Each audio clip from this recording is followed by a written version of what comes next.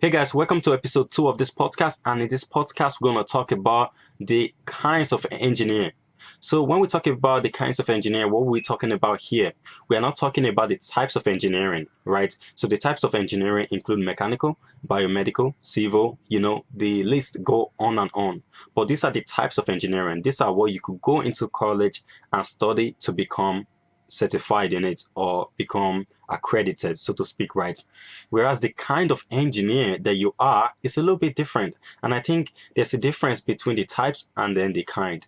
And I think honestly that if you want to become a top engineer in your field, then you really need to focus on the kind of engineer that you are. Right, because everybody's a little bit different. Some people are geared towards more thinking, more people are geared towards more practical aspects of engineering. But in this spectrum of qualities or kinds, you need to know exactly where you fall in, right? Not necessarily know exactly because this is going to be a journey, so to speak, right? But at this stage, if you're a young engineer just starting out, then pretty much you will have a good idea of the kind of engineer that you are right now and how you could use those skills, identify those as your strengths and start building upon it. And then in other areas where you are not so proficient at, you could start working on it, right? So we have the types and then we have the kind. So let's bring the kinds in here and really focus on this, right? So the kinds are really the underpinning point if you want to become a top engineer, right? And some engineers are more thinkers than actually problem solvers, right? And I think there's a avenue that we need to make this clear, right? And for me, when I was going through undergrad school, I really knew that I was more of a thinker, and also I was very practical. And few areas that I was very weak at when I came into university for the first time was basically I didn't know how to solve a lot of problems. So I identified that as being one of the issues that I had to deal with, right? This was, I think, when I was in freshman, right? So if you're a student listening to this, then this is a quality sort of podcast to be tuning on because it's really going to help you understand that these are really where your strengths lies as an engineer and how you can go about improving it. So going back to my story there, then I knew problem solving was the area I wasn't really good at. So I spent the next 4 years or 5 years really working on that area to improve it, right?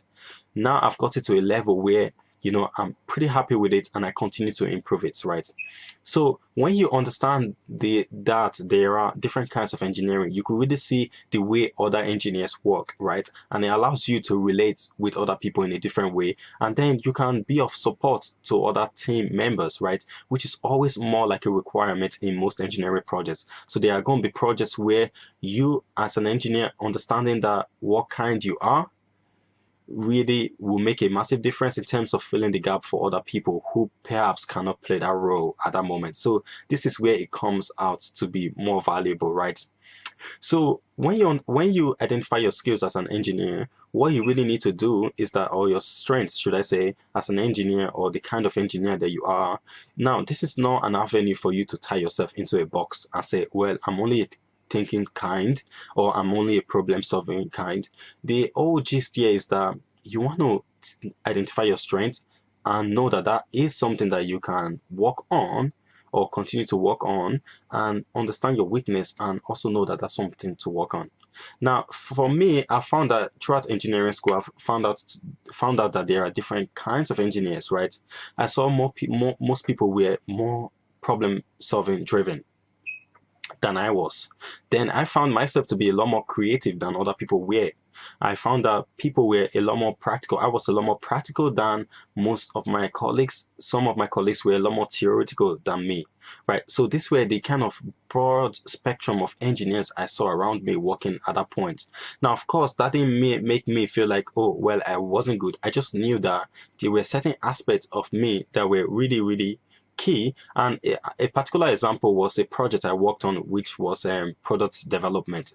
And I really kind of saw that skill of mine really shine through because I knew that definitely in terms of the creative aspect that I got the team covered in that sense, right? So I was able to come up with ideas. I really kind of played to my strengths and really worked on my weakness throughout that project. So that's how the kind of engineering can really help you out.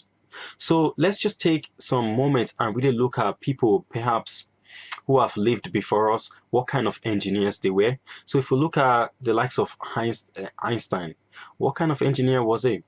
Was it more practically based? Was it more theoretically based? Was it more creatively based? Was it more analytically based? All these are skills, these are qualities of engineers, right? And people who have that, like an Einstein, who are like just crazy amount of intelligence and just he understood a lot, so to speak, right? He had different quality and he developed every single one of them. He developed majority of them, right? And that's how he was able to shine through, right? So I would say Einstein is pretty much, he was a thinker. He was definitely a problem solver, right? And these are what made him great.